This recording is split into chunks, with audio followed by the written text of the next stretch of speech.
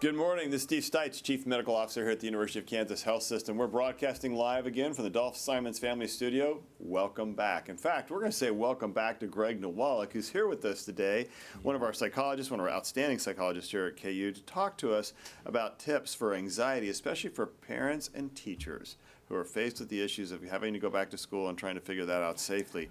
We're also just so happy to be joined by Dr. Randy Watson from the Kansas Commissioner of Education. He is joining us via Skype to help us break down an 1,100-page document called Navigating Change, Kansas Guide to Learning and School Safety Operations. Dr. Watson, welcome. I'm going to come back to you in just a minute, but thank you for being with us this morning.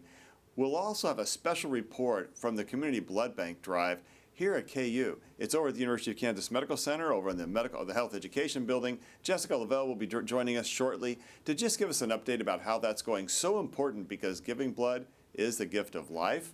And Doc Hawk. Yeah, hi. Welcome back, brother. How are you? I'm good. Good. How are we doing this morning? We are really stable. So last week we were concerned because we were going up. Yeah, I believe you opened the show with not good. Right. So I'm clear, stable is better than not good. Stable is better than not good. We certainly want less. We want more. We want 9 patients instead of what we have, 35. Yesterday we had 36. So that's not the same number. We actually did have 5 discharges and 4 new admissions. But we still only have 6 patients on the vent and still 16 people in the ICU. So as we have talked about, we think our hospitalization time is decreasing, so people are getting discharged sooner. But again, we are still getting people who need to be hospitalized, so they are coming in to be and more admitted. folks in the ICU is difficult. Yep. We've done some modeling recently which suggests we're going to get to about 40 patients, maybe 45 patients. Yeah. That's something we can certainly handle. We can certainly handle that right now. We have the capacity. Right now we have the PPE, and right now we have those very important drugs, whichever drugs those may be, for when you are critically ill. So those supplies are good.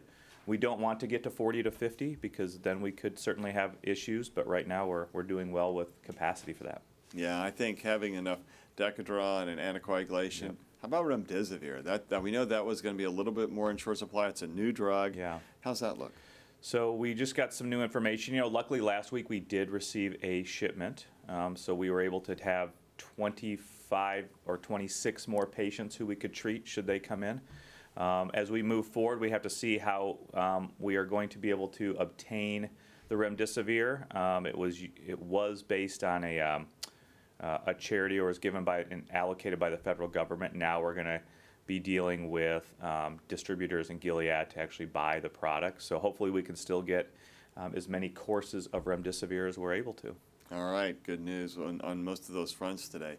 So let's turn to Jessica Lavelle now. I understand that she is over and live at the Health Education Building, ready to talk to us about the community blood drive. That is so important. Jess. Hey, Dr. Stites, good morning. So we've got Chelsea Smith here. She's with the Community Blood Center of Greater Kansas City. And Chelsea, good morning to you. You said something yesterday that was interesting. You said, we've gotten used to a lot of new normals because of COVID and a lot of things that we can handle. Yeah. Maybe some good things that'll come out of COVID. But yeah. Low blood donations and a low blood supply is not a new normal we can get used to. So when you say you need a 7-day supply, and when we dip down to 2 and 3 and 4 days, what kind of position does that put us in? Yeah, so we were just discussing, we've actually dipped down below a 3-day supply as of this morning, which is, alarming. But unfortunately, we've been in that place for a while now, since like March. So right now, what that means is that we're not as prepared as we would like to be. The 7-day supply sort of gives us a cushion in case we have any emergencies, a hospital or a specific patient needs more blood than usual. We've got that on the shelves ready to send out. But right now, with a supply as low as 2 to 3 days, we're on the struggle bus. So definitely need more donors in. And you said you've never seen it this consistently low, ever? Never. No, I worked for the center for 4 years now, but my colleagues, some have worked here their entire lives, and they've never seen our blood supply this consistently low. And this is a national problem. Our blood supply, it's not replenishing, it's not bouncing back the way it usually does when we have shortages like this. So we can only contribute it to COVID, the fact that we're not going downtown to all those buildings to do blood drives right now. We don't have high school drives, colleges. There's a whole a whole host of things that are COVID related that are responsible for this shortage right now. So how do people help out? I know you're having this drive here at KU Med, and it is open. You haven't promoted it to the public the way you normally do. It is open to the public. So how do people come down here, and then where do they go if they want to go and donate somewhere else here in the city? Yeah, so this drive, it technically is open to the public, but this is an additional drive we added to our normal 6 drives that we do every year here at KU Med anyway. So this was another drive we added to help with the shortage.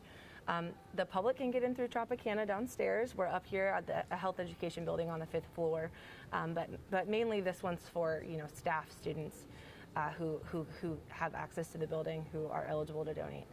If you don't want to make the trip out here, if you're a member of the public, we encourage you to go online to savelifenow.org.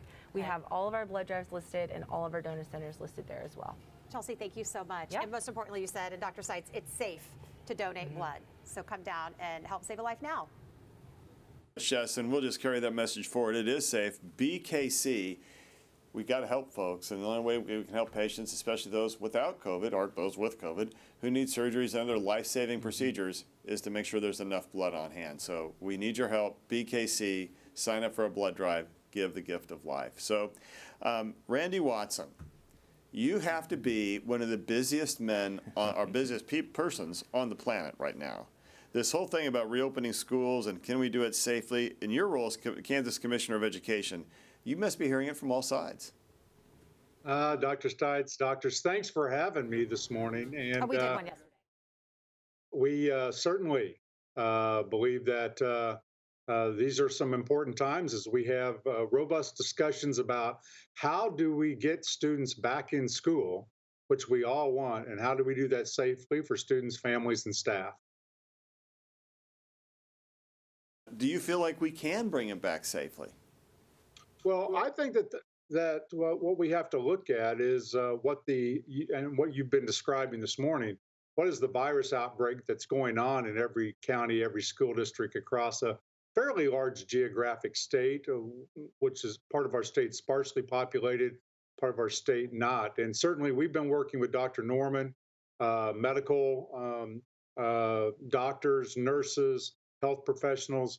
I want to give a lot of kudos to the Kansas pediatricians and Kansas family practitioners, to all of you for giving great guidance. And so we have to do both. We know that students that are not in school certainly suffer, but we can't open and then not have safety as our foremost concern as it relates to, again, students, families, and staff. Yeah. So, Greg, we're hearing as well from a lot of, and I'm going to come back to that in just a minute, but we're hearing from a lot of folks about they're anxious about kids coming back to school, especially some of the teachers and as well as parents. Thoughts about that, and what can we do to help address it? Again, thanks for having me. And welcome back again. Yeah, no, thanks. Good to be Nice here. pocket thing. You get your dapper. With Cool. you guys, I feel like I have to bring I got it a for you big guys. pen. I got another pen. I got this funny badge right there. The pen's sharp. That pen's cool, but Very nice. that's cool as that. That's pretty cool. Appreciate it. I need a pocket protector. That'll be cool. So, at the top of things you said, all right, there's a lot of anxiety about going back to school, and, I'm here to help figure that out. I wish that I had some magic bag that I could pull something out of to help alleviate the anxiety around this decision, but I don't. And, this is something that I think this is a product of the widely spread different messaging from the top all the way down that people have received from the beginning of this. And I know that it's very refreshing to yesterday finally see the president come out and say, it's time to wear our masks. We'll leave aside the kicking about how long ago that should have been stated, which I guess I just did. But it's better late than never, and at least we're finally trying to get on some sort of a consistent message. As far as consistency goes, if you've got two sets of parents, one set has a child that's never been hospitalized for anything, has been out playing in the neighborhood with other kids, isn't sick at all, their view on this is going to be one of, hey, you know what, let's get back to school. What's the big deal? The kids can play, they can go to school. If you have another set of parents who have had a young child hospitalized for a respiratory illness before COVID, and it was just, crummy luck, this looks very different, because when you've seen your child in a hospital bed on oxygen not knowing what's going on and having different, tubes sticking out and stuff. It's very alarming, very unsettling, very anxiety provoking. And the idea of, when you see the other images of just adults in hospital beds, when you then project seeing your child in that state, you start to really question things in a different way. And it impacts you in a very different visceral sense that you imagine the worst. And so I think that one of the biggest things that we need to be doing as a people right now is just trying to be a little more understanding of the differing perspectives. And I think that people see the validity and the desire to get back to school, because we don't want to wind up falling behind by a year, 2 years. And I know that having watched my very well-intended wife, who was working from home and doing the homeschooling, it leaves something to be desired, I think, in terms of kids' socialization, which is, for little kids, a really big part of this. And also, just having the structure of the day.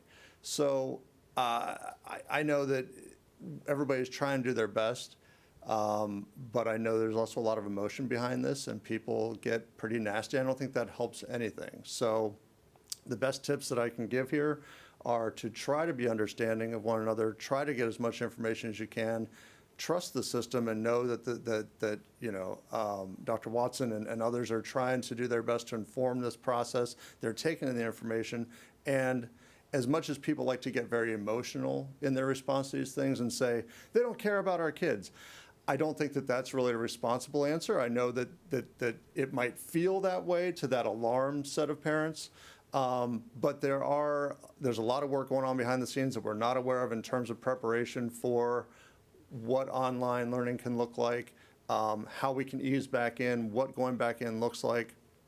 Things that I would say to encourage parents right now with their kids: maybe start doing some practice mask runs where you've got your kids in masks for a certain set of time, doing something they enjoy at home. That way it starts to decondition the novelty of the mask, because I can imagine seeing kids in early education going back to school. One's got a Pokemon mask, another one's got Star Wars, and they want to trade, that kind of thing. We want to be trying to prepare our kids to be the best able to cope and deal with this as possible. And so that starts now, rather than starting on day one of school when you just shove this foreign thing on their face and say, go for it. So that's my long-winded kind of opener. It's tough. I think one of the things we've been saying, Dana, is it's just so important that the infection and Dr. Watson, I'd be curious to hear your comment about this.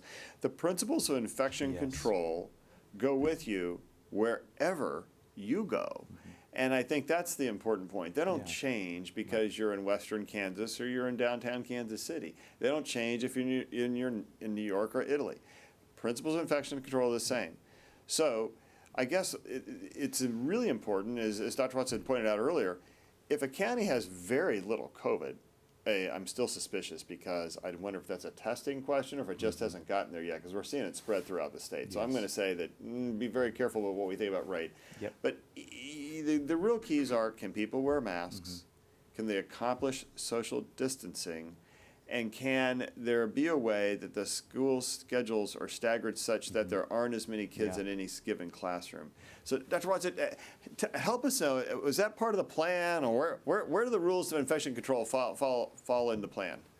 Yeah, so just a fantastic discussion, I think, about all the science around this, and then we're extrapolating that to how does that play out in a school system that could have thousands of kids in a building coming forth. So let's just start with, we want you to go to our website, ksde.org, and there you can get a copy of almost over 1,100 page guide called Navigating Change. And I just want to say that was put out by almost 1,000 Kansans, from educators working right alongside medical professionals. But let's give some highlights that we've talked about. Mask. So we know that people having masks are going to help stop the spread. So as was mentioned already, let's get students used to wearing masks and not pulling at their face. Let's get them used, when they can, to be separated by 6 feet distance, especially as they come to the building, especially as they're in the hallways or transitioning to buildings. Get used to washing hands on at least an hourly basis, if not even more frequent, depending on the activity, or using hand sanitizer if washing your hands for 20 seconds with soap and water is not readily available at that time, but we want to do that for at least every hour. And then temperature screening and making sure that we ask you the questions to be safe. So those are paramount as we think about coming back. I mean, those are just things that we have to do. And then all school districts right now are making plans for either on-site with lots of safety precautions, some kind of hybrid model for students maybe coming every other day with a remote possibility on the off days, or a remote model where they may have to shut down either because of a spread within a school or because of community spread within their community. And those models will go back and forth, we think, over the school year. And we need to be prepared for all three of those. And that's going to stretch both families and educators. So we ask for some grace in that. But I would just tell you that people are working really hard, again, to make sure that we can social, emotionally, academically help prepare kids. That's really important. And we have to keep students and kids safe. So navigating change, the document, again, put out by Kansans for Kansans. And again, I want to thank the medical people that really helped to craft that. Kansas State Department of Health and Environment, Dr. Lee Norman, lots of great people, and hundreds, thousands of educators that continue to contribute to that plan. So it's really great when you have educators, teachers, principals, superintendents, school board members sitting down with health professionals and saying, okay, in Olathe, how are we going to craft this? In Independence, Kansas, how will we craft this? And how will we make sure that if we're going to open schools and when we open schools, that it's safe for everyone there? Yeah, I like to think about those things that are hard, watching the Chiefs go down in the Super Bowl or against the Houston Texans 24-0, and thinking, oh, that was hard. And, watching the Royals the last couple nights, all that way. Actually, that stuff's not hard, right? Those are games. Pandemics are hard. And pandemics that go on for a long time, they wear at our soul. And then we start crying out, we start wanting to place blame. I think what we have to do is we have to realize that each other, we're not really the enemy. The enemy is SARS-CoV-2. And what we have to do is try and be on the same team and work together to beat the enemy. That's what we have to do. But we have to remember that pandemics are hard, and when they wear at our souls want help. And sometimes we find that solace, you mentioned, Greg, that people getting mad at each other, not having reasonable conversations. We have to stay reasonable. We have to stay level-headed. And like the Chiefs, if Mahomes doesn't stay level-headed, there is no comeback. Like the Royals in '95, in 2015, there's no comeback if you don't stay level. You got to stay in the game. You got to stay level-headed, one day at a time, or as we like to say here, to steal from Walt Disney, the next right thing. Just do the next right thing and try and solve each of those problems, realizing there is help on the way. Vaccinations are moving pretty darn fast. New effective therapies. There's new stuff about inhaled interferon. There are two ways to help cure or to neutralize the coronavirus, either through vaccine and herd immunity, or because we got good therapy for it, Dana. And I think both things, October, November, we're saying now for vaccination could be possible. Maybe if some of these phase 3 trials that are supposed to get started here in the end of the month do get started and they look like they're good, we certainly could be looking sooner rather than later, which is a good thing. And the government has 300 million doses of the one from Innova, I think, that have been ordered, and they're supposed to be here in October. So that's a really big deal. And what we have to do is make sure that we understand there's hope and there's a pandemic. The hope is and therapy and treatment and doing the right thing. That helps us get through the pandemic. But pandemics are hard. Jill, let's see if there's questions from media this morning. Good morning. This is Cindy from KCTV5. How are you? I was wondering if you have any information about hospitalizations across the city. I don't have the direct numbers. What we do know is that there are 6 hospitals. We have a chief medical officer's conference call a couple times a week, and I know based from that information that we have had the highest COVID census that we've had thus far.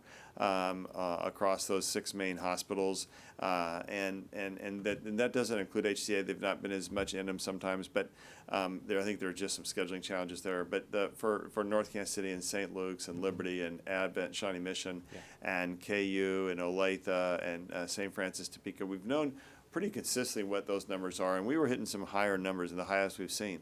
But what I'll say is our ICU team has been following. There's a Mario Castro helps do a citywide ICU bed thing, and that's really what the limiting feature is. And we think that we're running around 75% capacity, which means we still have capacity in the city. So I think we're okay at that level. The real key is, will we help prevent the spread? If people don't act responsibly and the numbers go up, well, then we could be in trouble. But if people act responsibly, if we can just, what we've always said, flatten the curve, BKC, then I think we can handle where we are. Next question. Other questions? Other media questions? All right, not hearing that. Jill, let's open up to our listening audience. Okay, so we're going to start with Gretchen, who said, what is the threshold for when and if we go back to school in Kansas? She said yesterday, Dr. Norman said no school is a safe island in a community that is full of COVID. Yeah, that's And she right. wants to know, are we going regardless? What is the threshold? So Dr. Watson, let's kind of work our way through that one, because I think that is the hardest question. There are communities in Kansas that are brick red. There's that map you can go find, and it's got 4 colors on it. There must be red, yellow, green, red being a really high spread, yellow being, you're level, and green being you're getting better. They added brick red to 7 states, or what I think that's the right number, and Kansas is one of those states. So, but really when you begin to break it down, what you find out is it's not true for all of Kansas. It's really a county by county approach, and you can find that map. It's out on. I think Harvard has that map on that's available, and I think Hopkins does as well, where you can go out and look at the actual whether a county is brick red or not. And I think that's probably what's got to help guide us. So, in counties that are brick red, what's the approach compared to a county in Kansas that's green, where they probably don't even have a COVID yet? How do we look at those two things differently? So Dr. Stites, that's exactly how I think we approach this. So when you look at the Navigating Change document, again, we talked about there's 3 basic learning modalities that will get blended over the year. On-site with precautions about social distancing and masking, temperature checks, et cetera. You're going to have a hybrid where you're going to the brick and mortar some of the time, and you're going to be remote and then remote. What triggers those is a conversation with your county health official about those metrics in your county, in your community, because some school districts span multiple counties. So it's within your community about what are the case rates, what are the hospitalization rates, what's the trend for 14 days. If that's at low risk, then you can be more on site. When that starts to be a fairly high number, it's stable, but it's inconsistent. The recommendation is to be more of a hybrid model. And then when that is brick red, as you said, then you're going to move more to a remote model. So those are the guidelines that we put together with the educators and medical people. Because again, as we say, while we may have a sparsely populated county, there still are 1 or 2 counties that, at least right now, don't have any recorded cases of COVID. That's a lot different than when you get, as you mentioned, in the brick red counties where the cases are high and they're going up dramatically over that 14-day window. So that's why when you look at that guidance, it's going to be different for every community. Are the counties, do they have to follow the guidance, or is that a choice that they get to then interpret the guidance and decide what they're going to do? Ours is guidance because the local county health official has to interpret that data as it relates to not only cases but hospitalizations and deaths and where that's headed. Let me give you an example. In Wichita, St. Francis Wesley systems are regional, like you are in Kansas City and the University of Kansas Medical Center, and so they're looking at cases. If you have cases, let's say in Meade or in Seward County, and those individuals get very sick, they tend to go to Wichita, and so they have to look at a combination of factors when they're doing that. But as you probably saw yesterday, the chief medical officer in Sedgwick County said, I'm recommending that we close bars, we really limit restaurants, we go back to 15 people, no more than 15 people in a group. Well, that's a trend then that does not really, we would not recommend that you're opening school in a brick and mortar situation when you're in that environment. Really makes sense to me, and I think that's a good way of looking at it because it does use what's going on in your local county to help guide what the response has to be. Jill, another question. A lot of teachers are asking, I can tell their teachers are asking, is the state going to provide PPE for us to keep us safe? Yeah, so what is the PPE story for that, Dr. Watson? Because I know that's got to be a concern. We know that here in the clinics, for example, wearing our PPE, and especially with masks, that we don't have interhospital spread. We don't spread it between visitors and patients, et cetera. We also know the data from I love the story about the two hairstylists. I think we talk about it every day. In Springfield, Missouri, where they were both positive and didn't give it to a single person, but both the client and the stylist wore masks. So what's the PPE story going on for teachers and educators and staff?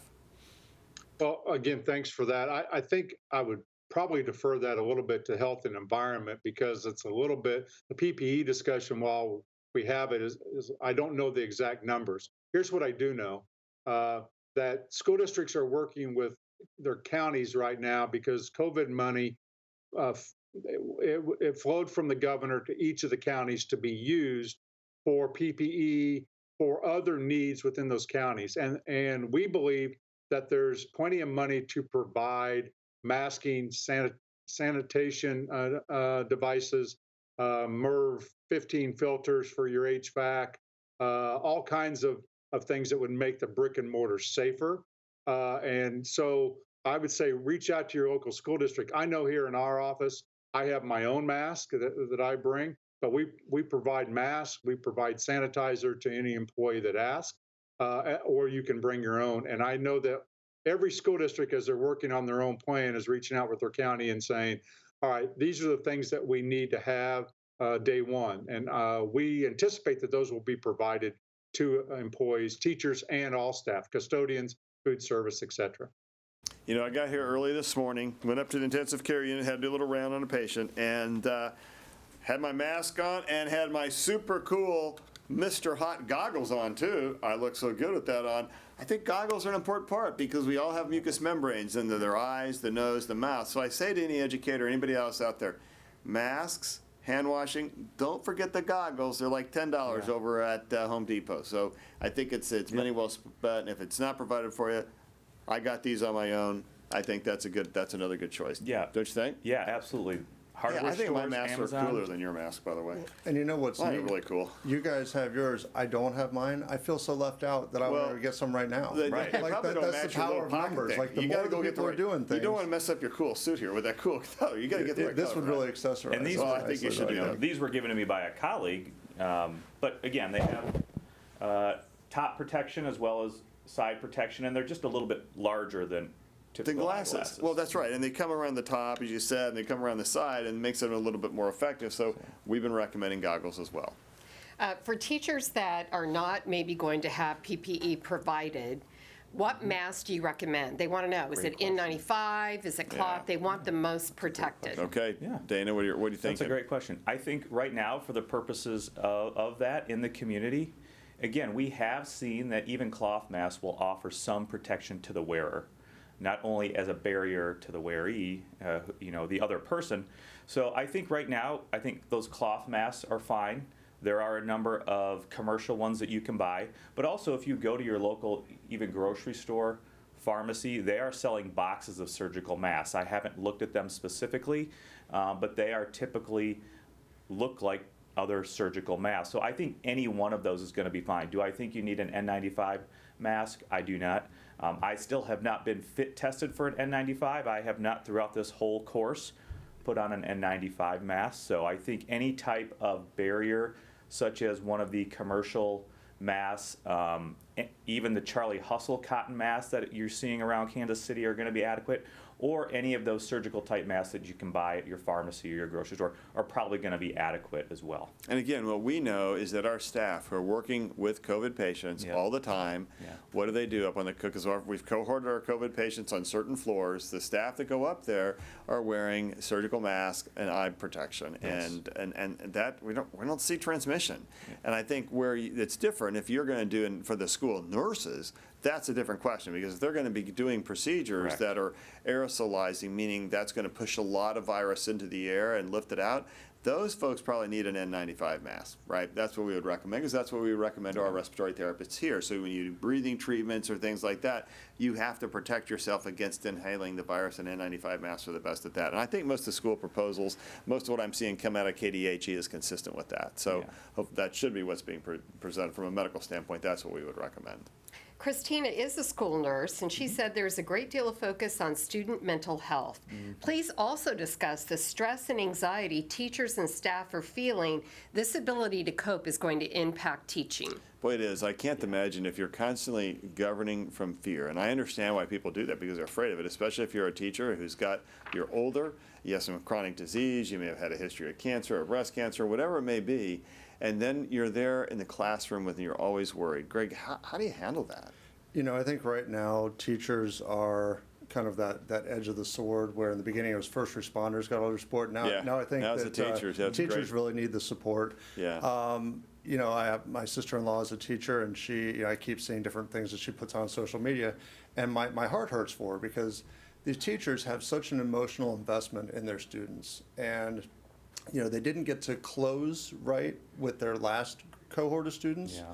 And so that's something they're carrying forward into this year. And so I know that people got very creative with different drive-by, goodbyes and things, but that's still a pretty fresh wound that they're carrying forward to this year. And now to start out the year, which summer was supposed to be a reprieve, or okay, let's regroup, reset, and then everything will be better, we all thought back then. And now we see that it's another story. And so I would say, I encourage teachers to do deep breathing exercises, exercise, get away from the noise. No, there's only so much that you can do. Unfortunately, I think the teachers are kind of caught in that frying pan of indecision. They don't know what's going to happen. They're being tasked with, like Dr. Watson said, coming up with 3 different plans for what might actually be in the end of August or after Labor Day, I guess, when school starts. And so all that you can do is just take the information in, process it.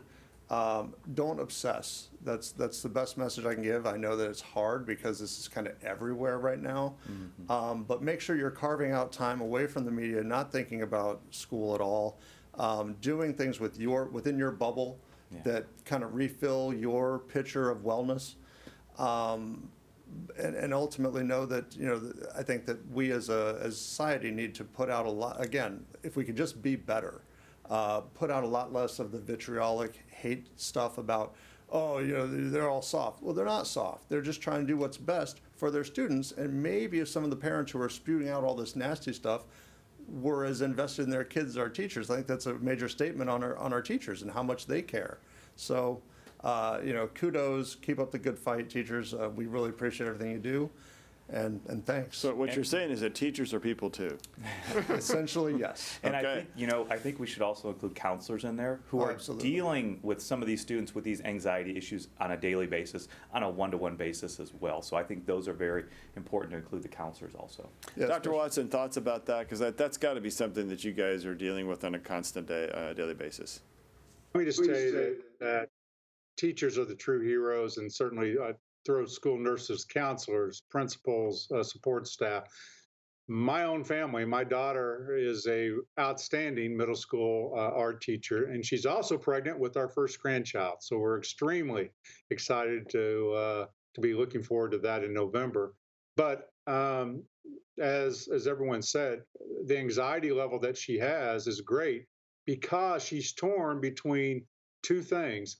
She misses her kids greatly. She knows that they need her and connect with her. She wants, and what drove her to become a teacher is that connection. She also coaches, and she misses that connection.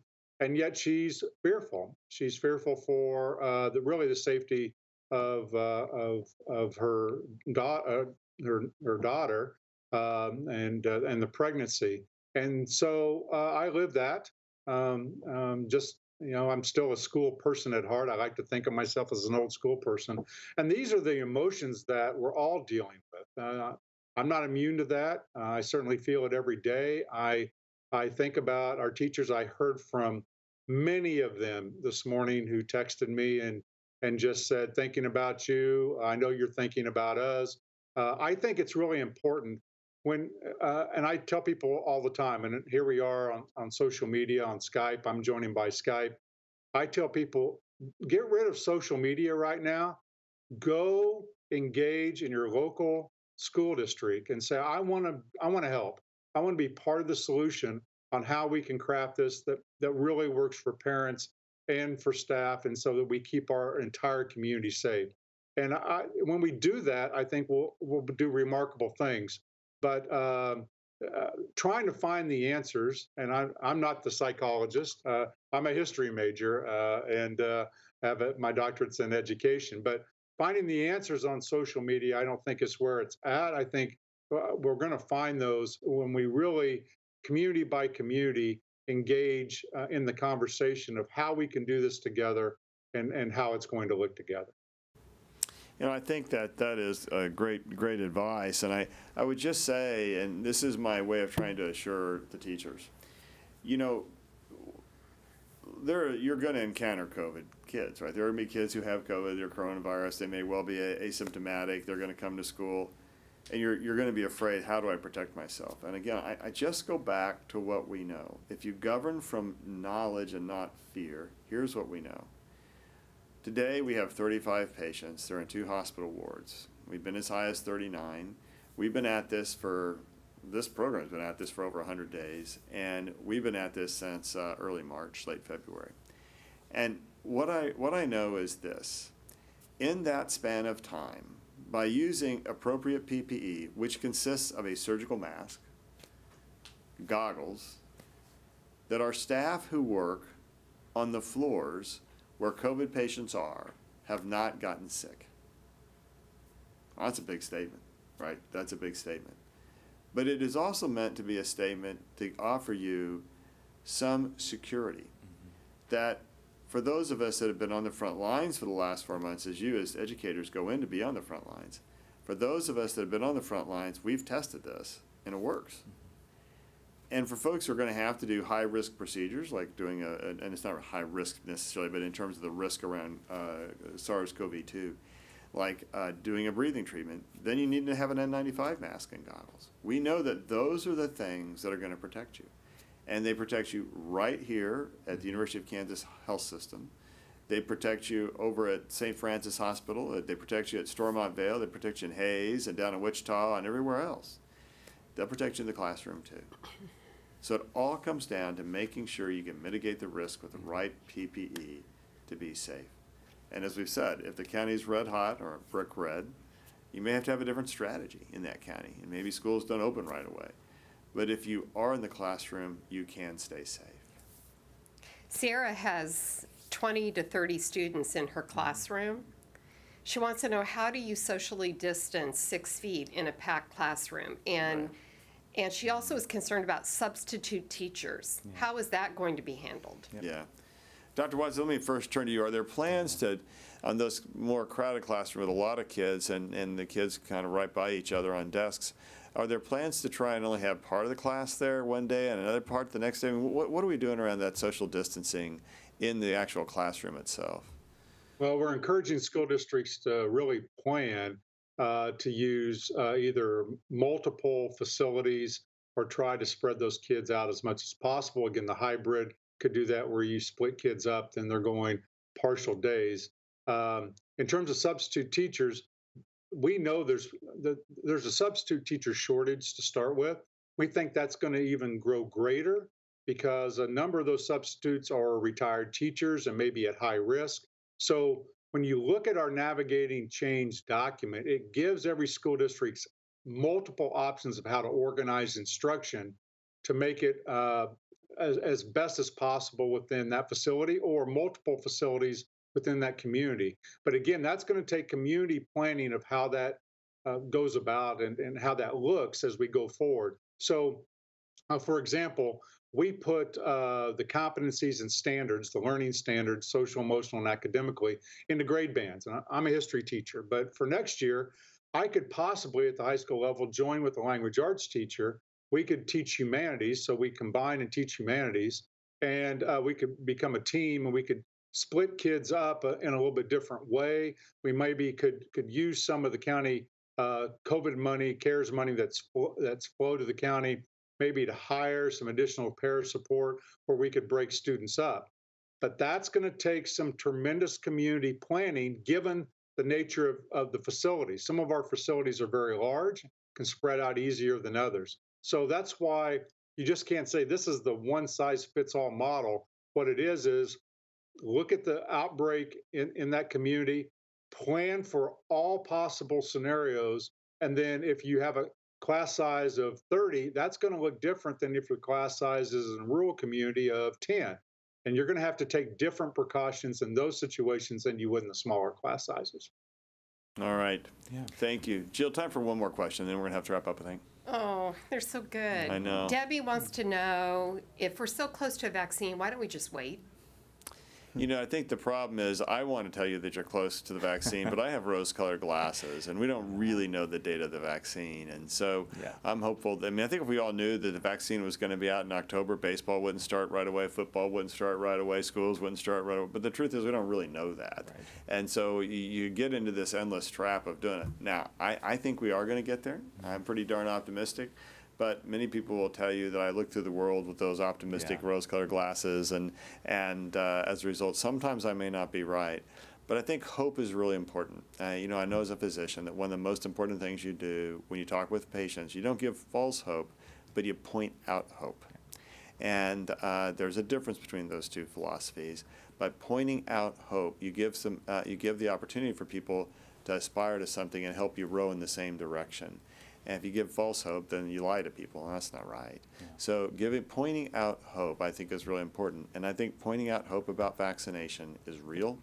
And I think that there's a really good chance it will be here in October, November. But I could be wrong, and I don't know that we can gear our policies around vaccines yet, because we don't even know really that vaccines are going to be effective. Yeah. So even if they're here, we're not sure if they're effective. So lots more work to be done. I hope I'm right. I think I'm right.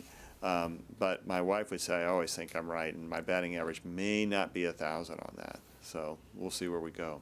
In closing remarks, they want to know if doctors would say, if you have a child that is student age, are you going to send your kids back to school?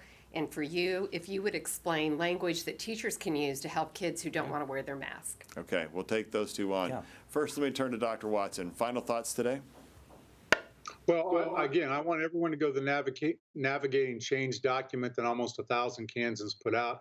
Use that document to then engage in your local communities to make the decisions on how school will look this year, and at various times of the year, how school will look. And so you can see it up there on the screen. There it is. We're constantly updating that with the latest guidance from KDHE and also from CDC and other medical entities. So please do that. I'm almost begging you, please engage locally, because Kansas is geographically very different, and our situations are very different, and we're going to need you, all of us, working together to make this work.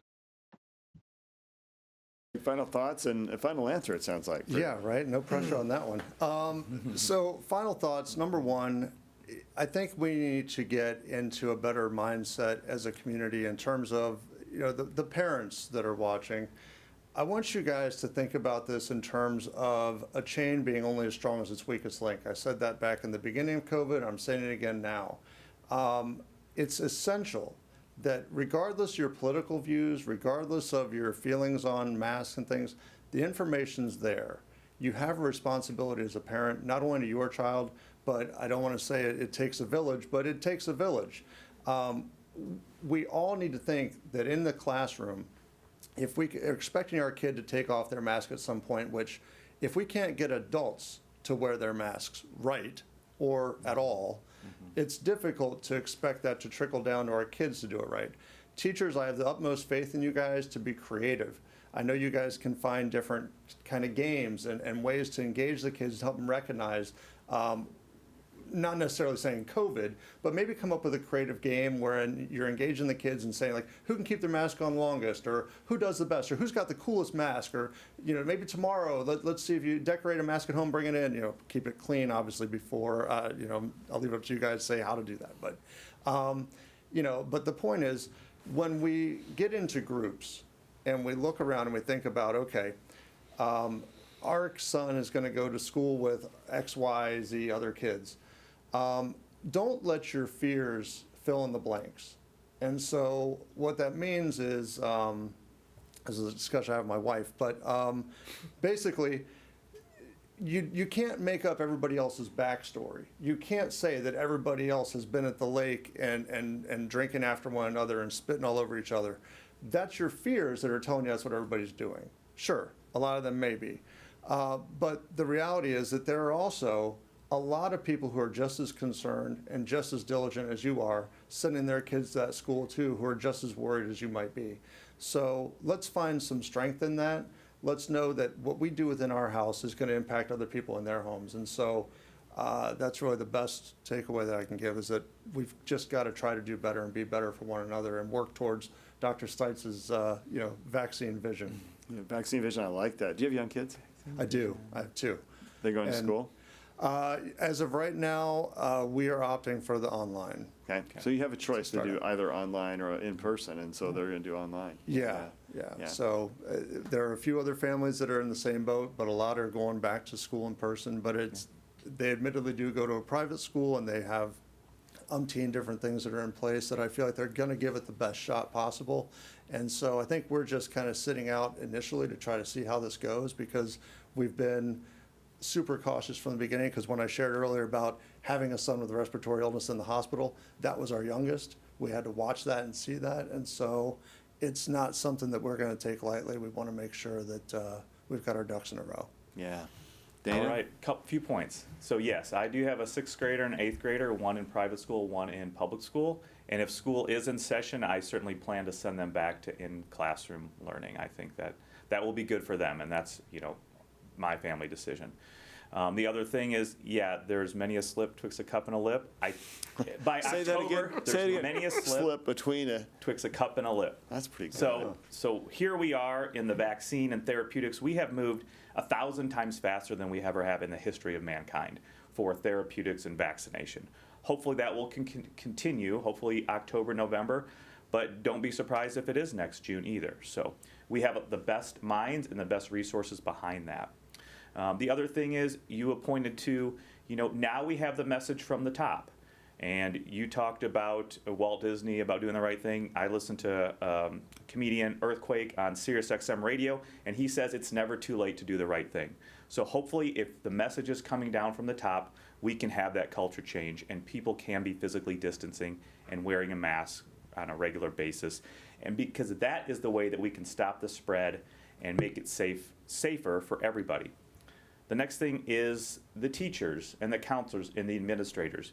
And I believe with these tips in your classroom or your meetings, you can significantly reduce the risk of you getting the disease. So wearing the mask. We understand that it's a lot easier for the older age kids. When you are in your classroom or you are in a meeting with a student, you can be distanced from those people if you are up giving the lectures. If you have to help them with math problems or reading, remember, close contact is prolonged, so 10 minutes or more within 6 feet or more. If you can reduce that time that you are with them, and if the student and you are both wearing masks, you can certainly reduce your risk of getting the disease. So if you can continue to be distanced, even in the classroom if you're able to, and wearing the mask, and cut down on the time that you are so close to the student, just as we would in the clinic space as well, you are going to be able to reduce your risk of getting the disease.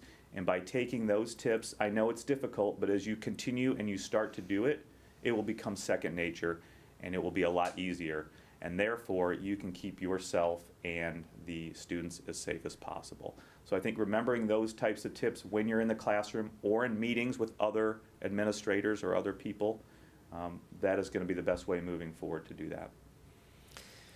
I want to thank our listening audience today. This has been a longer session, but I think it's been a really important session. Dr. Watson, thank you so much for joining us. Greg, always welcome, even if you look cooler than I do. It's of course not hard to do that.